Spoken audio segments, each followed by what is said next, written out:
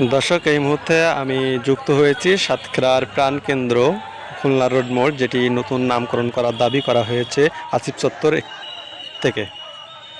এখানে আজকে বৈষম্যবিরোধী ছাত্র আন্দোলন 4 দফা দাবি নিয়ে যে বিক্ষোভ মিছিল করছে, আমি আপনাদেরকে সার্বিক অবস্থা দেখানোর চেষ্টা করছি।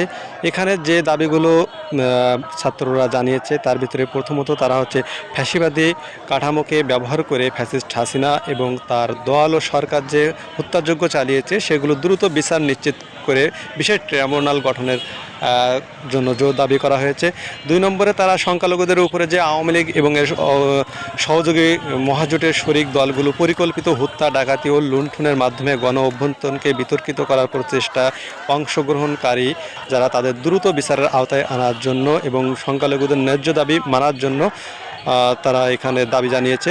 তৃতীয়ত তারা হচ্ছে প্রশাসন ও বিচার বিভাগে যারা ছাত্র জনতার অভ্যুত্থানে হামলা, মামলা এবং হত্যাযজ্ঞ বৈধতা দিয়েছে এবং ফ্যাসিবাদী ব্যবস্থা কায়েমের চেষ্টা করেছে তাদের দ্রুত সময়ে অপসারণ ও নতুন সরকারে তাদেরকে নিয়োগ বাতিলের জন্য তারা দাবি জানিয়েছে।